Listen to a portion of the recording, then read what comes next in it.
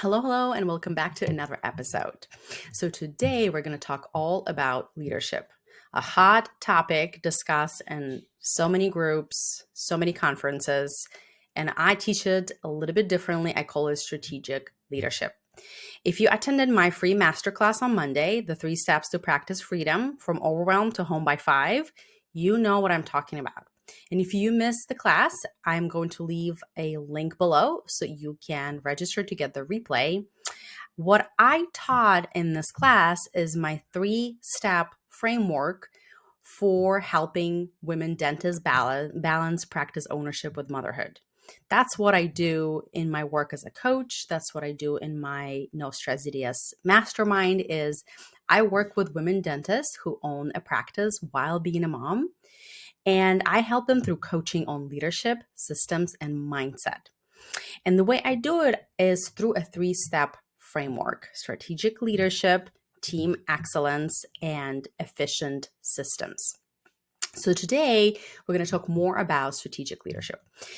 And I want to start by saying what leadership is not in my book.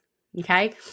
So, leadership, being a great leader, is not picking the perfect person for the job. Okay. There is this misconception that somehow we need the perfect assistant. We need to find just this perfect office manager, and she is going to magically make everybody accountable, have all systems followed through, processes streamlined, that somehow there is this perfect worker. And we think that, they will probably want a little bit more money and we're willing to pay it so that we can have this team for happily ever after. This is the idea we have in our mind. And I just want to let you know that perfect people don't exist. So here and there, we get this, I call them unicorn. We have this unicorn that does go an extra mile, or sometimes all we need is for them to just do their job. So there is this unicorn that not only does her job and shows up on time and has good attitude, and she actually helps out a little bit beyond her job responsibilities, or his, typically her. But these are unicorns, ladies, okay? These are not the rule.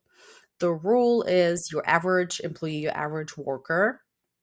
And so I want you to stop searching for this perfect person. And if you have somebody who you guys used to work well and used to get along, or maybe they promised you a sky and the moon during the interview, and now a couple months in, their performance is declining, or they're starting to have attitude, or they're working more hours or more pay, and you're like, oh my gosh, I don't know if I should put my foot down because, you pay for good employees. I just want you to be aware that they may were presenting as a perfect person, but a perfect person doesn't exist. Okay. A perfect employee is somebody who you create and train as a great leader. Okay. So there are no perfect people. That's not what being a great leader is about. And also, I think great leadership is not like being able to move and motivate people so that they work as hard as you do at their jobs. Like, we think that if we learn how to certain scripts, right? Like how to sound a certain way, maybe if we become more confident, or maybe sometimes people like even think they need to dress differently in order for their team to take them more seriously. We think that there's something about us that needs to be changed in order for us to be this amazing leader who just compels people into action. And that's not true. This just couldn't be farther from the truth. So if you have this expectation from yourself and you are reading through leadership books, or you are going to leadership conferences trying to become this unicorn, and you're not getting there, it's nothing is wrong with you. Okay. Nothing has gone wrong here. This is just an unrealistic expectation. So this is not what great leadership is about. It's not about finding the perfect person. And it's not about being this motivational speaker that drives people into action. Okay. So I'm going to teach you today the 3, I guess not steps, but the 3 rocks of strategic leadership as I teach them to my clients and in my mastermind. Okay. So, number one is I want you to realize that we actually cannot control other people. I know that you know it, but I really want you to hear me. Like, this applies to our husbands and our children and our employees, like anybody. We cannot control other people, even employees. The only control we have over them is firing and hiring. Really. Everything in between, us training them, having review conferences, reviewing their performance and offering them a bonus or maybe not. Like, all these things are requests and attempts, but we cannot directly control their behavior. Okay? So that's not bad news. All right, I'll tell you what to do about it. But I just want you to keep that in mind every time you have a situation in your practice where, the front and the back don't get along, or you have this one assistant that you like and you don't want to let her go, but the rest of the team is complaining about her because she's so slow.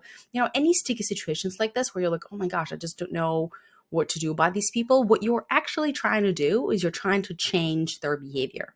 And it is impossible. Okay, so let's just collectively stop trying. We cannot control other people. What we can control is our output, what we say and what we do, our words and our actions. So here's a mindset shift that I want you to adopt to become a strategic leader. Anytime you have a challenge in your practice that has something to do with your employees, I want you to think about this problem as a process problem and not a person problem. Okay, I'm going to say it again. Think about it as a process problem and not a person problem. So this mindset shift does two things. Number one is you are not going to be resentful and upset at this employee. This happens often, like all the time. It's normal, right? Like, we're humans, we have opinions, we judge them for what they did. We think that they're not doing their job and we're paying them and it's Gen Z, or we have a lot of thoughts about it. But whenever you focus on the person doing something wrong, you are immediately shutting down your prefrontal cortex from any logical thinking or constructive feedback. Okay? So that's why I want you to shift from, okay, it's not her, it's something in the process. Right? Like, I'll give you an example. I had a client, she's working on a case and she has a front desk person, and the phone keeps just ringing and ringing and ringing for like half an hour. And my client, the dentist, is like, what is going on? Like, I cannot even focus on this procedure. Like, why are phones not answered? Right? And logically, she is starting to blame the front desk person. She is not attending to her duties. She is on her phone somewhere. Like, why am I paying her this money? She's not doing her job. So you as a doctor cannot focus on doing your procedure with the patient, and the situation is not getting resolved because, you're busy. You can't do anything, right? But you're boiling over the front desk person. And when you finally finish your procedure and go talk to her, this is not going to be a constructive conversation. Okay. So what you think is, okay, it's not her, it's process. So what in my process is not working that I have control over to improve so that this situation doesn't happen in the future? There is a great movie that I recommend to all of my clients. It's called The Founder. It is about the McDonald's brothers. The McDonald's, the fast food chain. So this movie, go watch it. I think it's on Amazon Prime. It's not on Netflix. But this movie shows how they were like reorganizing the kitchen. Like, they created the kitchen where everything was so automated. They had humans. Like, they automated human behavior is what they did.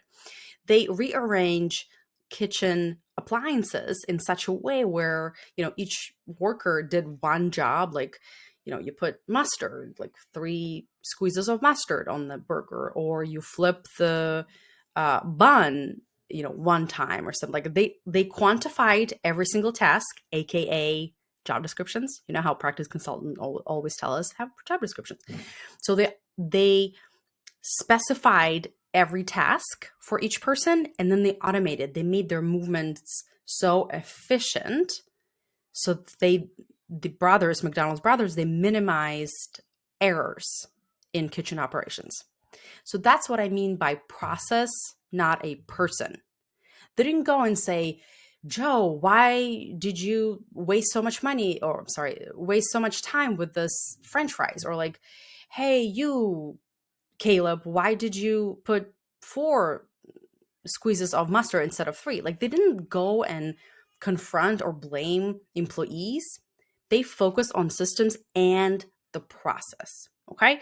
So tomorrow when you go to work, I want you to look at any challenges or problems that are happening in your practice and think, okay, if it's not the person, what in my process that's missing? And sometimes you're busy, so just jot it down somewhere so that you can have your focus time when you're thinking about solving these issues for your practice. That's when you can come up with a process. Okay. So this is the one rock of strategic leadership that I want you to think about and focus on. Okay. Another rock that I teach my clients has to do with people pleasing.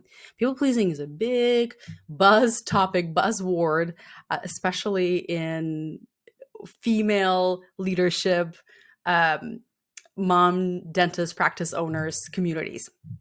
And here's my take on it. I mean, I teach it like very interestingly way, but I'm going to give you the Cliff Notes version of it.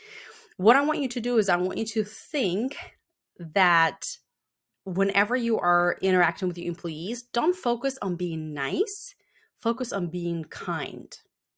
Okay. And what I mean by that is I want you to not expect your staff to do anything because you guys have a good relationship. Okay. So do kind things for them, but don't be nice in the sense of, I do this for you, but in the back of your mind, you kind of expect something back from them. You're like, well, it was really nice to you and understand, and I did all these things. Like, why can't you just do your job? Type stuff. That's when we get into these assumptions and sticky situations. So if you want to, like, I have a client who's one of her employees asked her for money, like not even advance. She just the employee had a situation with like a family situation. She just came to my client for extra money. And I don't want you to be nice in terms of like, well, I'll do this if I'll take it out of your salary, or like you show up on time, or like, we talked about this and this and the other. Like, let's not get into this. Just give her the money, and assuming you had that this money is not coming back, or decide not to give her. That's not a problem either. But I just want you in your mind that if you are doing something kind to other people, especially your employees, that it's just one and done and you're not expecting anything in return. Okay. And I don't want you to put a weight on your relationship with your employees towards their performance. So here's what I mean by that. So many of us have these blurred boundaries with our team. Sometimes we even confine to them and then feel embarrassed afterwards, or having heart-to-hearts because they don't follow through on what we ask them to do. So you can avoid all of that if you just keep in mind that your relationship with them is not a reflection on how well they're going to perform their duties.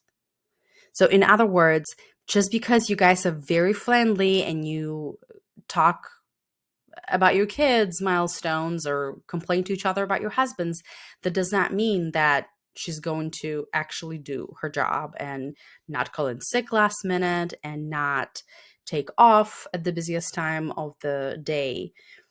Like, your relationship has no correlation to her performance as an employee. Like, I want you to release that from your head. Okay.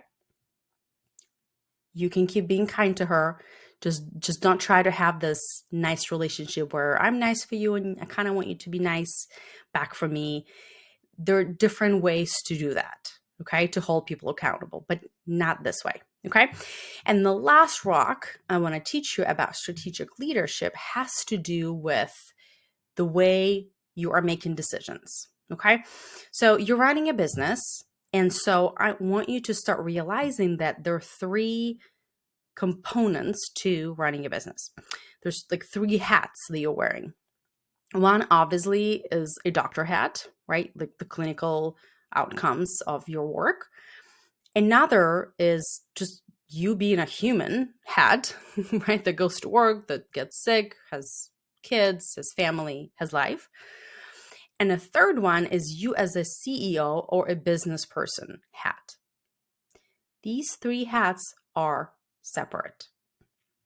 We often wear the doctor hat and the human hat, and we forget about the CEO hat. And that's understandable because nobody teaches us that stuff. And by the way, business courses that are available out there, they don't teach you the mindset part of it. They teach you the strategies and like the tactics, the technical part of running the business, but not the mindset. They don't teach you how to think. They teach you what to think. That is the difference between coaching and everything out there. So I just want you to keep that in mind. And so whenever you make any decisions for your business, I want you to remember to put on your CEO hat. And what that means is you want to separate yourself, your worth as a human and as a doctor from your business. Here's what it looks like. Let's say you are you're having new patients. You have new patients coming for a consultation. If you are forgetting to separate these two, you will tend to feel kind of a little hurt when they reject you and say no and they don't start treatment with you. You will tend to take things personally. Instead, as a CEO, you'd be thinking, okay, they said no, they left and did not sign a contract with us because I haven't communicated well the value of what I'm providing. Versus they don't like me, we're too expensive, I don't know, some other reason. None of this. Like, we're not taking this personally. We're not taking it as a human. We're for sure not taking it as a doctor that like somehow wouldn't do this procedure and they wanted this procedure. It's none of this is the reason. Really, truly. Like, I actually want to hear you. It's like almost never the price. I would say honestly, it's never the price. It's the value communication is what's missing. And when you remember that as a new business owner, you are still developing this skill of communicating your product, your offer, the value of your services. And so any of the no's are not as painful because they have nothing to do with you as a person or you as a doctor. Does it make sense? I'll give you another example. Let's say you are a brand new business, right? You're a startup or you just bought someone's practice and you're still trying to figure out your style or what kind of services you want to focus on. Like, we tend to, first out of school, we like provide everything, and then we'll learn that when we like it reaches in the niches, right? Like, if we niche down and we provide something more specific, is that when we can create more demand for those specific services. So as you're trying to figure it out and you don't have a lot of patience, the tendency is to not wanting to give away extra things for free and stuff like that, because you're a new business. And what I hear doctors say is, well, I don't want to devalue myself by giving free cleanings or giving this whitening kit for free.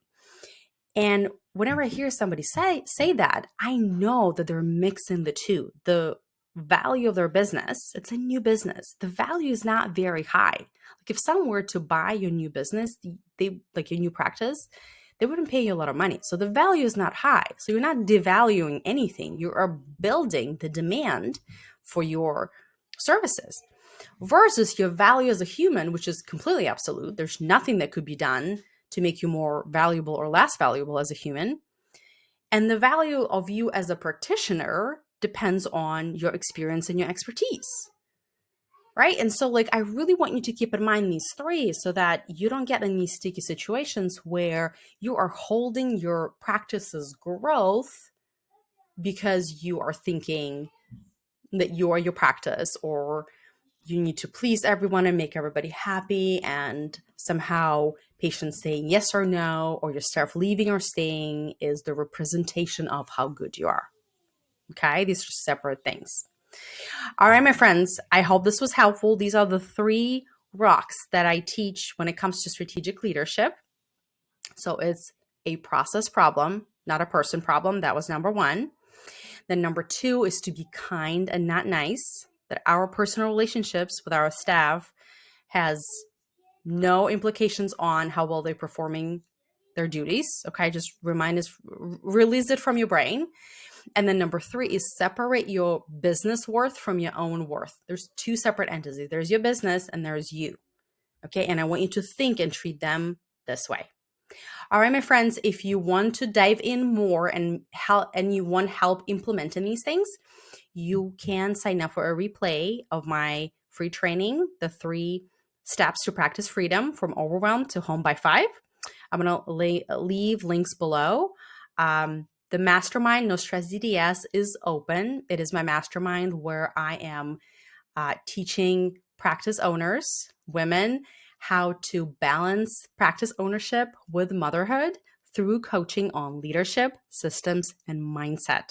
So if you are a dentist mom and you own a practice and you want help with more day-to-day things or how to manage employees and how to be a present mom, this mastermind is for you. I would love to talk to you more about it. Let's schedule a consultation, download the training, get yourself the resources so that you can have a different year in 2025. And I cannot wait to support you on this journey. Thanks again for tuning in. See you next week.